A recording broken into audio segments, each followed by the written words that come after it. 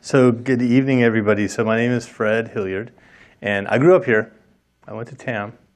I'm a Tam Valley resident. My mom still lives in town. My aunt and uncle live down the street over here. So I've been around for quite a while. So I am very pleased to be able to have my whole fire career in my district that I grew up in. Now I live in Petaluma now because that's where we moved to and to raise our family. But to be able to come back down and work with you all, and I'm sure that there's a lot of people here who have been here quite a while, and it's great to give back to the community in this way. I really enjoy it. So I started out as a firefighter. I worked my way up to an engineer, and then when the Southern Fire District, or the Sausalito Fire District's fire department merged into the district, I took a job as the fire inspector because we didn't have a fire marshal back then. So it was a steep learning curve for me being a firefighter, but being able to be a firefighter first and understanding how fire works and the characteristics and the science and all that, it really has helped me a lot in my current job, my current position. Right now, the Southern Fire District and Mill Valley Fire Department are working together in shared services, and we're at the cusp of merging the two together. But we provide a huge amount of services to you, to the citizens of Mill Valley, and to the fire district. And so one of the things since about 2017 that we've really stepped up on is wildfire prevention, and mainly due to the fact that California is burning. I mean, there's no doubt about it. Every year we get worse fires. We don't have as long of winters. We don't get as much water. And the fires wind up being more devastating than ever. So what are we trying to do? Well, we don't want that here. We want to be able to provide you with a safe place to live and safe for our visitors to come and see us, right? So we've put a lot of programs together.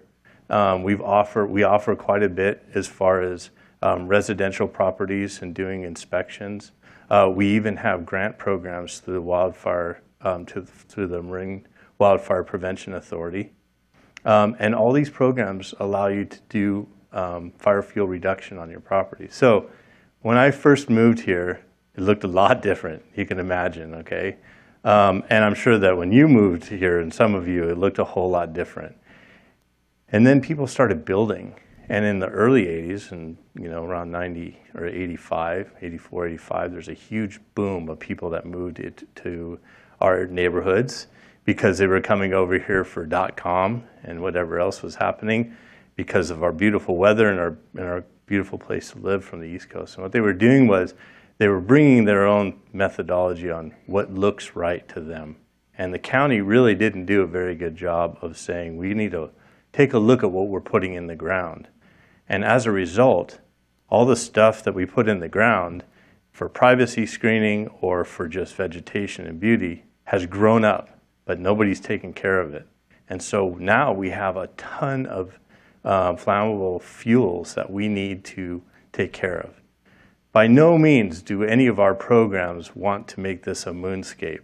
That's the first thing I tell people is we're not trying to make the moon out of Mill Valley. What we're trying to do is we're trying to be very methodical about really just cleaning up. It's more of a forest restoration than it is anything else. And because a lot of the properties in Mill Valley are residential properties, you have to be involved with us. So we're doing things like we're doing forest restoration and shaded fuel breaks surrounding the city, and then throughout the city in large areas that were the city's own property. But a lot of this property is owned by the Golden Gate National Recreation Area or the Marin Open Space, and we're working with them to clear a lot, to do a lot with their properties. But it's also your properties that are really important that we provide defensible space, because as we've seen in like the Paradise Fire or the fire up in Sonoma, unless you protect your property and your neighbor protects their property, the fire is just going to take everything out. It's just the way it works. It's the path of least resistance for the fire. It's just going to continue to burn whatever it can. So it's a global thing, meaning that we all have to be involved. And so how do we do that? Well, we inform you by having educational discussions like this. We put a lot of information out. We have in our fire department, or in the fire department, in Southern Marin and Mill Valley Fire Department, we have a communications person that full-time is pushing out information on social media and through our news networks. We also have lots of handouts. We have an awesome website that has a ton of information on how to prepare yourself and how to not only prepare yourself before the fire, but if you have to evacuate, how to prepare yourself to evacuate. So these are all very important things that we need to come together on. And some of the things that I want to talk about, and I know our time is somewhat limited. I just want to talk about how that happens. So essentially what we've done is the Marin Wildfire Prevention Authority, which was voted on by you to be put in place, provides $20 million a year to the entire county. It's dispersed it's dispersed by the populace, by the population in the area. And then what we do is that it comes to the fire department, and we have put programs together. We have fire fuel reduction programs. We have roadway widening programs where what we do is we cut the vegetation back and high up to 14 feet to provide access, because a lot of our streets are really narrow to begin with, and then when you have vegetation that creeps into the roadway, it makes it even narrower. So we need to push that back. We also need it so that if the vegetation is on fire, that you can still travel safely through that and it's not encompassing you. We have chipper programs where we go up and down the streets. We have scheduled zones that we do the chipper program, and we'll pick the vegetation up. You clip it from your yard, you put it in at the curb, we'll come and pick it up. If you have a bigger project or if you're not scheduled, call us. We'll come by, we'll pick it up. We'll do that throughout the city and the district. And all you have to do is call and get on the schedule. The other thing is now we've gone automated. We've actually automated a lot of this so that way you don't even have to call us. You just go to our website and you can click on the chipper program and request the chipper and it'll come and pick it up. Our website is www.smfd.org, and that's both for the Mill Valley Fire Department and the Southern Marin Fire District. A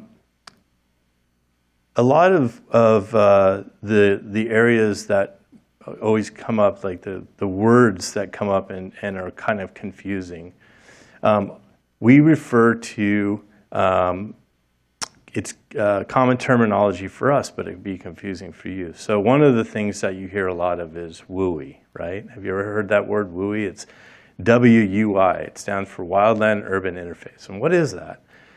Well, the Wildland Urban Interface is where the wildland area, the undisturbed forest, meets the urban community. So where is that? Well, obviously right around where we live, right? Encompasses the whole community. And when we look at that, we draw maps, and they're called fire hazard maps. And what we look at is we look at the topography, we look at the weather, we look at the slope, and we look at something very important. It's called ember broadcasting. And ember broadcasting is those little tiny embers like you've seen when you have a campfire that broadcast up. Well, in the big fires, when you have big winds, those little pieces could be big pieces, and that's called a fire brand. A fire brand could be like a big limb on fire flying through the air because fires generate their own wind. So what we try to do is, or what the Wildland Urban Interface for us is when we draw our map is, if we had a fire in this area of Mill Valley, we look at, we have a modeling tool that allows us to simulate where those fire brands would go, and then we consider that to be a high or a very high fire severity zone. You probably heard those two terms as well. And with that, we make we have requirements for specific vegetation fire fuel reduction in those areas. So you're required to remove vegetation. In Mill Valley, a couple of years ago, the City Council voted to actually have specific plants that are banned from the city, and for good reason, because we had a lot of them and they kept going in, and they are very hazardous. Now, we're looking at that. In some cases, there are some plants, and I'm going to bring bamboo up because that's the most common one for privacy screening, that there's different species of bamboo. When we wrote the ordinance in, we just said bamboo, right? Now we're kind of looking at, is it all bamboo? Is it specific bamboo? So we're learning as well. So we're trying to get consensus on what could stay and what can go. Because as you know, there's tree bamboo. It's like this big around. If it's cleaned up, it should be good.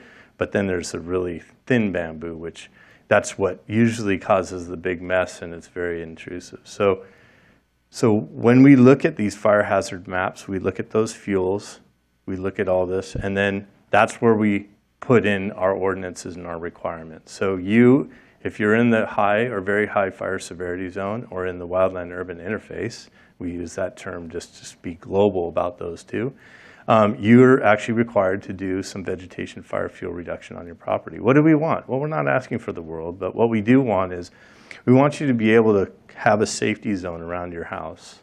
So we want you to clear the hazardous vegetation or any vegetation, highly flammable vegetation like brooms and weeds and, like tall grasses that are up against your house. We want them moved out 3 to 5 feet. And then we want you to look at the other plants that are in your yard and thin those out and then space them out. We don't want you to take them out because we want the ground to be able to still have shade. It's important to keep shade for cooling and for also keeping the vegetation moist, or keeping the ground moist. It retains the moisture. But in defensible space, that's what we look at. We also look at your gutters. We'll also look at your windows. Do you have double pane windows? What type of siding do you have? Do you have old siding, old wood siding, or do you have like what we call Class A siding, which could be anything from a hardy plank, which is like a cement board, to a newer siding that has a good coat of paint on it. And then we also, when we're out doing inspections, we also look at the type of roof you have, and is that a sustainable roof? So our inspectors, and our inspector for most of the Mill Valley area, Bridget Borba, she's our wildfire mitigation specialist. She comes into the area and she'll go up and down your street. She'll take a look at your house, and if she sees something from the street, she'll knock on your door. If you're not home, you're not home. If you are, you should invite her in, because she's not there, honestly, to give you a citation or give you a fine or anything like that. No, she's actually there to help you see the things in your yard. And as you know, we can't go onto your property except for the front of your property. We can't go anywhere else on your property to take a look to see if you have any of these hazards. And all we're doing is to look at those hazards and make you aware of it and tell you these are the things that we need to have you take a look at. And again, there is funding through MWPA for some of these, for some of the mitigation. So they would reimburse you for some of this stuff. So there's great opportunity to come together again and work together for defensible space and prepare ourselves for wildfire. And we're in the middle of wildfire season right now. It is. It's knock on wood, it's been somewhat tame so far, but the temperatures are coming up. As you know, we're going through a heat wave this weekend. It's going to be really hot, it's going to be really dry, and there's expected winds. So these are where we get really worried. And the fire department is staffing. We're up staffing an engine. We're also up staffing some crews to help if we have cooling stations that we're planning on opening if the public needs that. So we're ready. We're preparing ourselves. Everybody's ready in the fire department. We're ready to go. If something comes down, we're going. The countywide, we'll be at an extreme level. And what that means is that for any call, any vegetation fire call that comes in, they get a complete response, including air. So if we get called in that, hey, there's a veg fire, Throckmorton Canyon or East Blythedale Canyon or Cascade or wherever it might be, you're getting basically everything in aircraft to put a stop on that. So we're prepared, we're ready to go. So is the state. State's ready to go. And luckily, yeah, we do have fires in the state, but it hasn't overwhelmed our resources here in the Bay Area. So we do have resources available, like unlike some of the years like 2017, where we were very worried in that year because of all the resources that were out battling fires. I can talk more about that, but I think really what I'd like to do is I'd like to take some questions from you. Do you guys have questions about anything? Yes? What bark, 1.5 inch for bark that is sold at, say, Martin Brothers, is that fire issue? Yeah, so the question was, what type of bark can you put down, like bark mulch, put down in your front yard? So yes, you can put down the 1.5 inch bark, but what we have to stay away from is that hair bark. So like gorilla hair bark, yeah, you need to stay away from that because that's very flammable. I mean, as you can imagine, if you were to start a campfire, what would you use? If I looked down on the ground and I saw bark that was like hairy, flammable bark, that's what I would use to start a fire in my campfire. So when you look at the bark, it's better to have bigger pieces. It breaks down all the same, and it will, as long as you put it down and it overlays itself, the bark does. Even with bigger chunks, it does retain, and it will keep the hillside retained. And so a lot of people think, well, I got to put that, gorilla hair bark down because that's basically going to retain the hillside. Well, not necessarily. It's actually, if it's any bark that's intertwined, it'll hold that hair back, hold the hillside back. Are you saying the 1.5 inch is better than 3/4 inch? Like Martin Brothers sells 2 different sizes. Mm-hmm. 1.5 is better because it lasts longer. Right. Yeah, so you can use that. Yeah. I mean, it's really preference, right? Some people like the smaller bark, some people like the big, but we want to stay away from that gorilla hair bark is what we really like to stay away from. Yes? I've been Googling what kind of rainfall are we going to get this winter, and I haven't been able to find anything. Do you know anything? So, they're talking about El Nino again. So it could be a very dry winter again, unfortunately. We're seeing a lot of the influence come up from the southern parts of the state into the northern parts of the state. And so, unfortunately, not great news. But weather changes, weather climates change. They've been doing a really good job of trying to predict, what is this winter going to look like. But I think we should just be prepared for a light winter again. Yeah, unfortunately. National Weather Service has predicted weather throughout the year. It's a little, their website's a little hard to navigate. You have to spend a little time digging in there, but you can find it, yeah. Yes? You said you looked at gutters. Mm-hmm. So what are you looking for, and do you have a good mesh or something that you can recommend? Yeah, so really when we look at gutters, we're making sure that the gutters are clean. That's all. Really, we're just making sure that, there's not a whole bunch of accumulation of droppings in the gutters. And then there is some screening that can go over the gutters. And the only thing I would warn you on that is make sure it's fire resistive. So it's better to have like the galvanized mesh over the gutters. There is a company that does make a product that is Fire Marshal approved. It does have a Fire Marshal stamp on it, or it comes with a document saying Fire Marshal approved. And it allows the water to come over the top of the gutter, and then the water goes in, but anything else, like any accumulation, will go down off the gutters.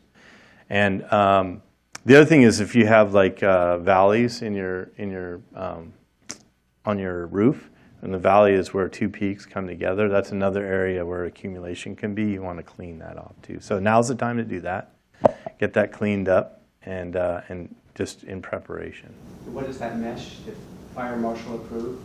The mesh, the galvanized mesh, the galvanized mesh, you can do that. That's because it's galvanized metal, right? But they do make there is a product out there, a manufacturer that makes, and they slip in the gutter over the top, and it allows the water to curl into the gutter, but everything else comes off, and it's a material that's fire resistive to embers. Where do I get that? I would go look at Goodman's Local Hardware, so they'll tell you, or you can look online, just under,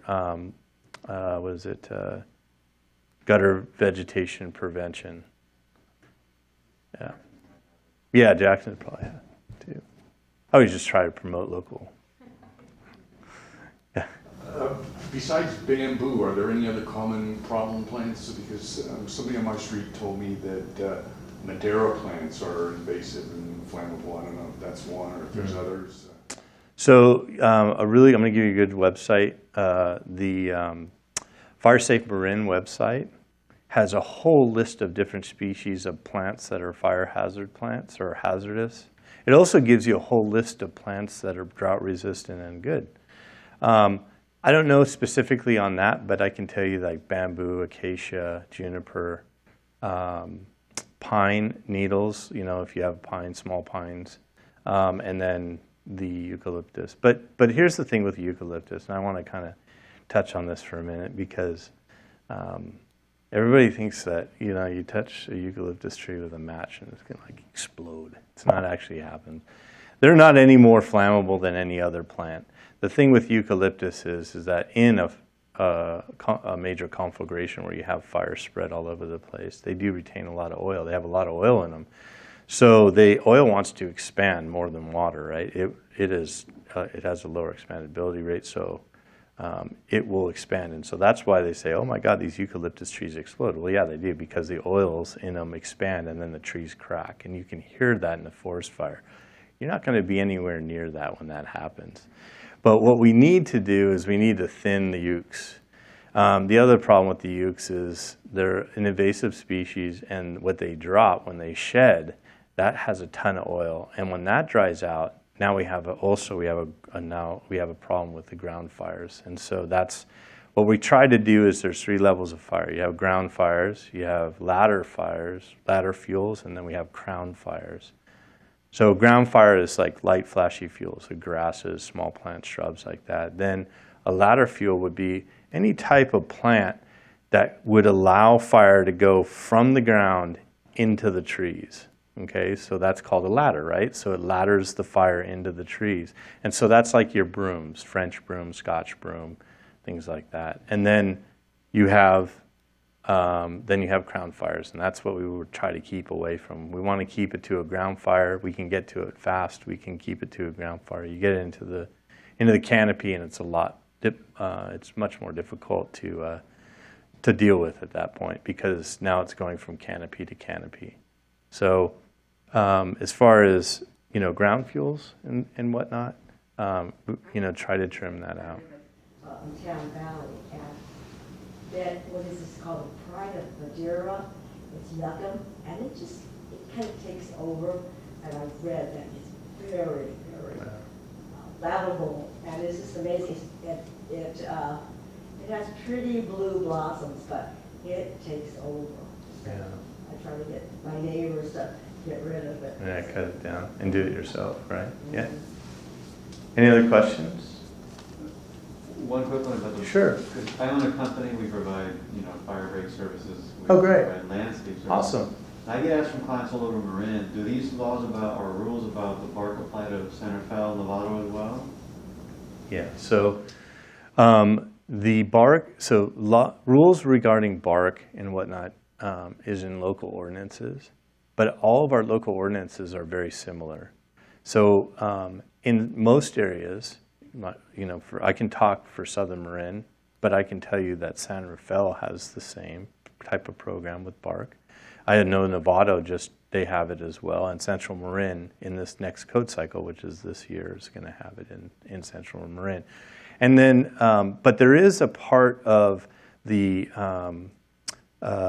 California Code of Regulations that allows us, the fire guys, to look at, is this a hazard or not a hazard? And it's under what's called 4291. And it tells us if we see a plant or if we see a piece of vegetation or we see anything really that is possibility of creating or sustaining flammability during an incident, we can say you can't use that product.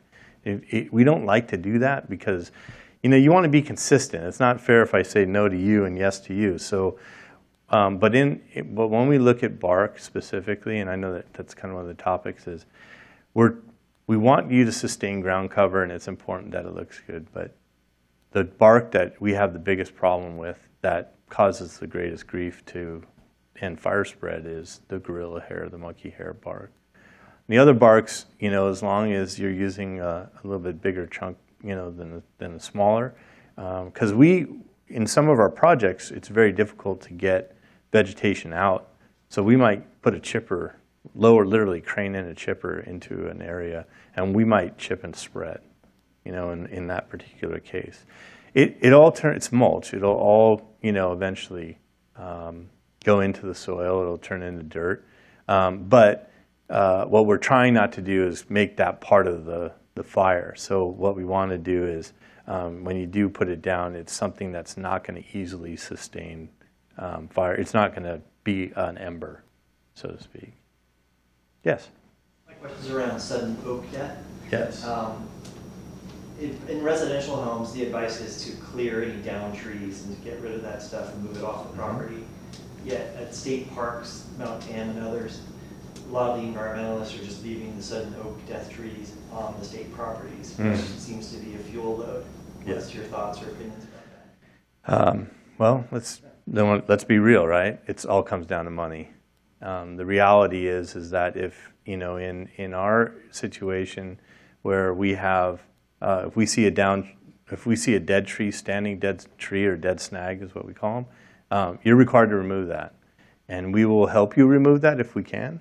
If it is on state property and it's up against our buffer zone, we'll most likely go out and help them with that. And we have been. We all across Mill Valley, we've been pulling dead trees out from the sudden oak death, as well as pines, because there's a lot of pines that are around here that they have a life expectancy that, they don't live forever, and we pull them as they die.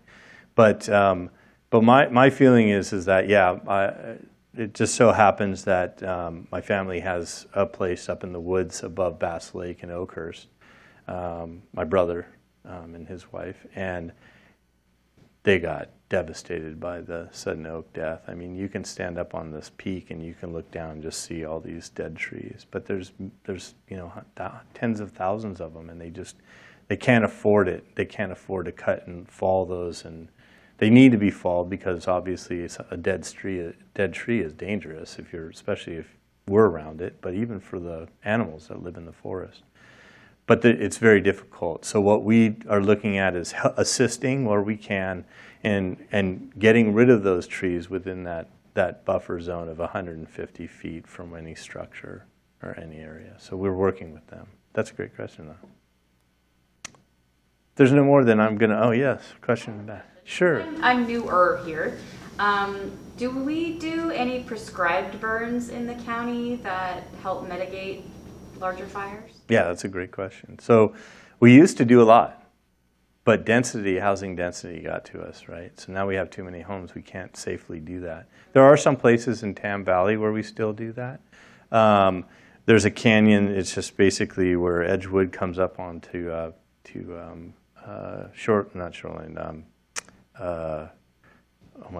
as you're driving up towards the top of Tam, where Edgewood comes out, Sequoia Valley Road, sorry, little brain thing.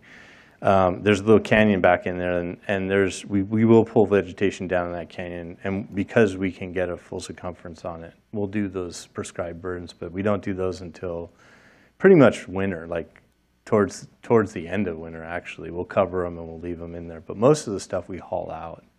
Now in West Marin, that's what they're going to bring back, and you've probably heard the discussion from the state about prescribed burns are coming back. They're coming back in West Marin, in the county, and in areas in Novato and San Rafael, but we can't. It's just, it's too dense.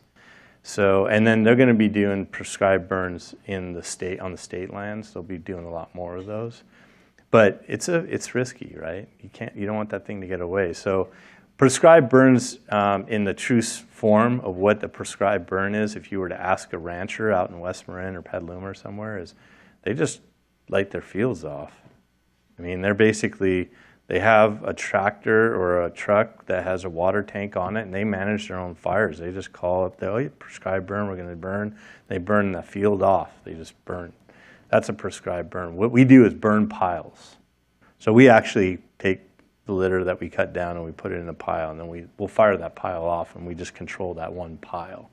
So that's really a burn pile. And so you could possibly see those in our area. West Marin would be more likely to do controlled burns. It's a good question, though. volunteers and neighborhood response groups, I have a quick question for you. Sure. What's your short list of maybe 3 things that you would love to see all of us go home and do that would really make a difference? Oh, yeah. So gutters would be one. Looking at and clearing up any type of tall grasses, like if you have some stuff that could be knocked down with the weed whacker. Not this weekend. Don't use the weed whacker this weekend. Too hot. We don't want any sparks. But, when it cools down, hit it with the weed whacker. Get that cleaned up. Look at what's on your decks and around your decks and around your house. And if it's flammable, move it away from your house. Get it away. Don't have it up against your house. For instance, like a lot of people they have furniture on their decks and they'll leave the pads on the furniture. Yeah, pull the pads in. It's a good idea. Those pads they're made out of foam materials. If you bought it off of Amazon or somewhere like that, probably not fire safe. So you want to pull those off, but you can leave the actual furniture out there. So just have a good look around, check your gutters, look around on your gutters and stuff like that. Guilty on the phone pad. Yeah. So I'll give a little of my origin story. I live in Mill Valley, come from the East Coast, so hurricane country. Fire was a little new to me when I moved here 6 years ago. But I got into this work by being a volunteer in my own neighborhood, just over in Cascade Canyon down the street. So the programs that we support through Southern Marin Fire District are neighborhood response group programs. I think some of you I recognize you, yes. So that's a program of neighbors helping neighbors. And somebody mentioned earlier, well, I can't move all my vegetation. Maybe somebody down the road can help you do that. So these programs help you organize your community, get to know your neighbors, so you know as a point person, we call them block captains, this person needs help moving some stuff. Let's organize a chipper day for the whole neighborhood and work together to be a more safe community. And on the other side of that, so it goes beyond fire, but another great community program on the website Chief Hilliard mentioned, Fire Safe Marin. There's Firewise communities. Do any of you know about those? So it's, okay, of course Michelle knows. So it's another volunteer-led program. It's very grassroots. There is some funding you can get, and there are benefits as far as insurance breaks that you can get if you become a Firewise community. And it starts with just a few people. You basically start your own board of volunteers. You get the program going. You don't have to twist every neighbor's arm to be a part of it to actually make it work. You get all the benefits of the program just being a few people. And of course, if you make your yard beautiful and prove that it doesn't have to be the moonscape that Chief Hilliard mentioned, then of course people are going to be encouraged to do that. So these neighborhood groups, they layer in different ways we can help each other, resources that we have to connect to. And I really encourage you to look at those because they do have grant funding for home hardening as well as vegetation management. So some of it's a matching. If you put in $1,000, they'll match $1,000. So the vegetation management and putting in the screening that we were talking about, as well as screening under your home, I think that's a big one as well. It's a little different than the gutter stuff, but these are programs that you can all get involved in. It just takes a couple of people to get it started. So that's something we encourage through Southern Marin Fire District. Mill Valley Fire, Southern Marin Fire. When we say Southern Marin Fire, just so you know, we're talking global, right? Yeah. We say we do it better together, Mill Valley and Southern Marin, which we absolutely 100% do better together. But when I say Southern Marin, it's the whole family. So. It is. Yeah, and it's a big area, but the How many shares. fire departments are in that group? Two. We have Southern Marin and Mill Valley. Sausalito in 2010 annexed into the fire district, so they're part of Sausalito. So our coverage area is the city of Sausalito, Tam Valley, Homestead Valley, and then Alto, Richardson Bay, and the city of Mill Valley. So what about Tiburon? Are they? We have a little bit of Tiburon. We have a little slice of Tiburon before Blackie's Pasture. So to Reed Ranch Road at Blackie's Pasture, and then it's Tiburon Fire. But we all work together. Like we have to. We don't have the resources to do it by ourselves. I'm pretty sure there's great maps on smfd.org as well Yes. for that. But yeah, so part of the sharing and the better together is Southern Fire District have dedicated inspectors who will come out and be part of those inspections. You can request them. You can go online and request one for your home. I believe you can request a walkthrough down the street as well. Again, Absolutely. and you can just identify issues or alleviate your concerns. Maybe it's not as big a problem as you think it is, but it's good to know. Yeah. So we're all about education. And those inspections go into the Fireways community because you do need one to become part of that. And they're absolutely free. There's no charge at all. Well, you're a taxpayer. But if you go to smfd.org and you click on inspection and you can request an inspection, it's super easy. Easier than making a doctor's appointment. Right, you get all the professional advice, so all Yeah. benefits. Yeah. Does anyone have questions about those programs or maybe working with your neighbors and how you can organize to work together on vegetation? I know some of the neighborhood response group block captains here, they're looking into Firewise and they're looking into ways to help their neighbors and just know who needs assistance. And also just educating the public. You know, all of you here today, you can go tell your neighbor in the front, back, left, and right, and then we all know a little bit more. Yes? So I've been a volunteer with Mill Valley Emergency Preparedness for almost 6 years. And I was chair of the Emergency Preparedness Commission, so I had to walk the walk. So we moved into a hillside house, on hillside. We had a forest of bamboo, probably 100 feet by 20. I loved it. It provided shade for our very sunny house. It provided this quiet. It was wonderful. But I had to pull it out. And so many people are like, oh my God, it can never be done. It always comes back. But bit by bit, we pulled it out. And now I have hundreds of succulents. And I didn't buy one of the succulents because a lot of the succulents you can just take off a rosette, plant it in the ground, and it grows. I probably have 400 to 500 succulents. Some small fruit trees, and I have 2 fox that have moved in, bobcat, so many amazing creatures I didn't have before. I had bats, which coming from the south, and there are lots of rabies, that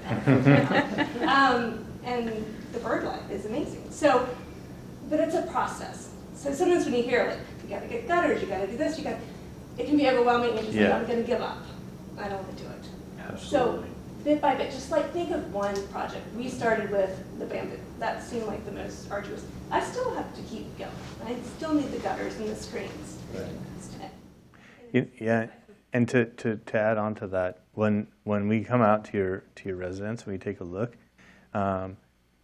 we kind of prescribe we look at everything. We'll tell you everything that happens, but we also want to work with you to figure out like how this can be done. Because it could be, in some cases, it could be very overwhelming and very costly too. How can this be done? What's realistic? Trust me, I know my mom, single mom, she lives in Tam Valley. It's not as easy. She got, lives on a hill, and so it's a lot of work.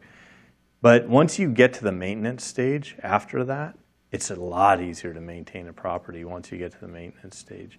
And so, there might be some trees that you have to get rid of. There might be some, like big bamboos. But you work at that year by year.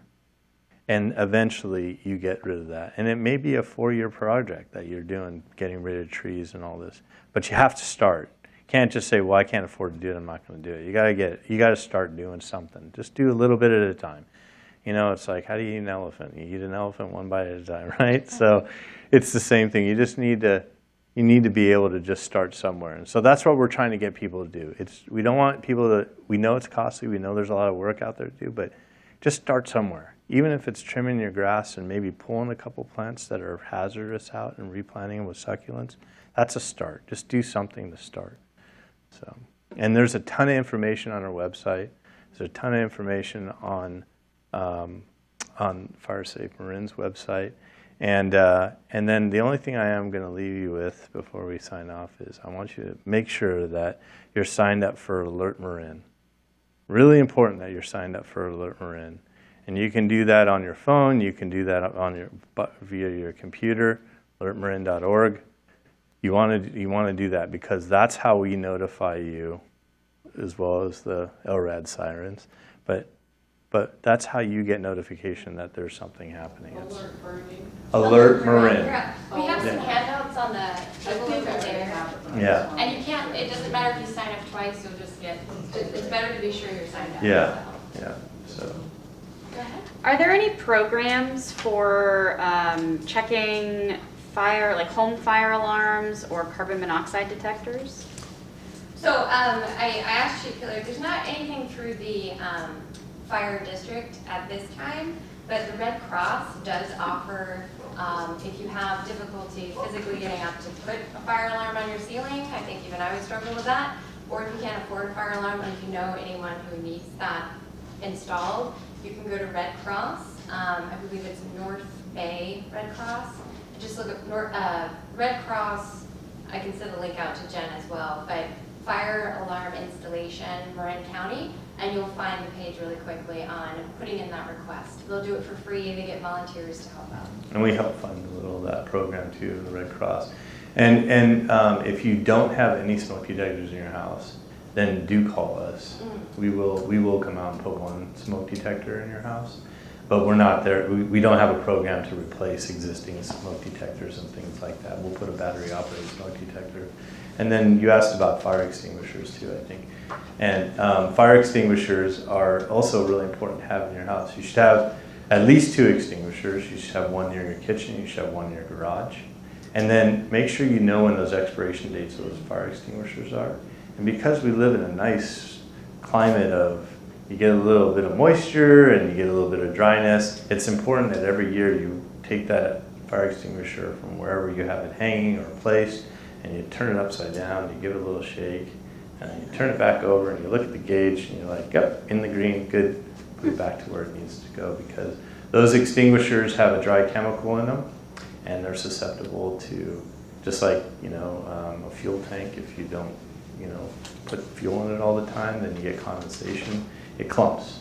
So it goes bad, so you need to try to turn it over and turn it back over. So that's a suggestion. And after the fire extinguisher expires, what do you do with it? Yeah, that's a good question. That's what everybody calls. And what do you do? Well, some of them you can get rechargeable fire extinguishers. They have to say rechargeable on them when you purchase them.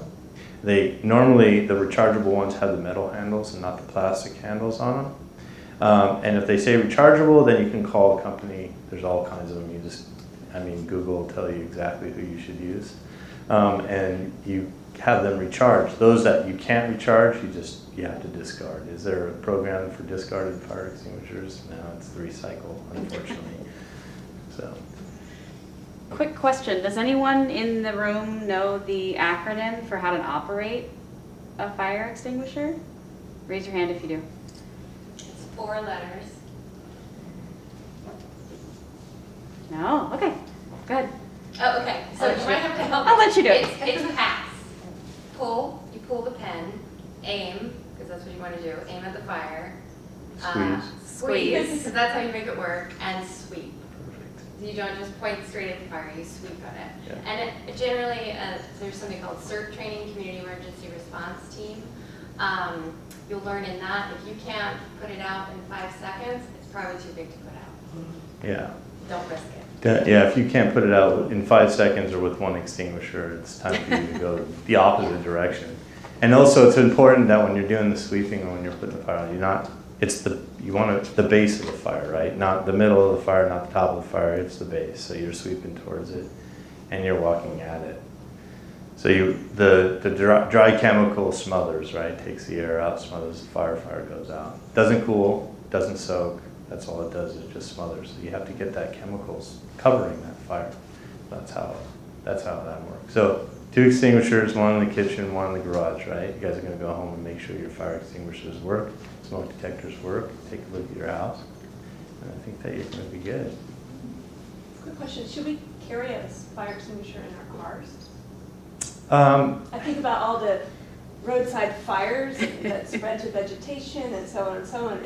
Would that be useful? No. Gotcha. So yes and no. Okay. Okay, let me just say that. So yes, it's a good idea to carry a fire extinguisher with you, just because if you have a car fire, you have a fire, then you have some way of possibly putting it out. Car fires are very aggressive because of the materials that you have in the car. Typically, if it's starts going, it's going. You know, like I camp, I go out, I kayak fish, I do all kinds of stuff in the outdoors. I have one in my truck because, hey, you know what? You never know when you're going to need a fire extinguisher out there. It's easier to carry in a truck than it is a car because, you know, space in the trunk and whatnot. Plus, you got to open the trunk to get to the fire extinguisher. But it is a good idea. You can get small fire extinguishers. You can put them in your car. And it's a good idea. I wouldn't go stopping on the freeway and firing off the fire extinguisher to catch fire, though. You know, but if your car's on fire, if something inside the car gets going, then yeah, discharge that sucker. Maybe you can get it out before it takes the car out. Cool. All right. Any other All right, questions? I'll just add that we do have some handouts, some postcards about information on Alert Marin. How to make sure you get those alerts when your phone is on silent. If it's an emergency, it'll still ring and come through. And I think Jen has put together some great books you can rent. Yeah. You're in the business of renting books, right? That is job number 1 for me. Yeah, absolutely. Well, thank you both so much for coming, and thank you all for coming and attending this presentation. Yeah, we can talk if you want.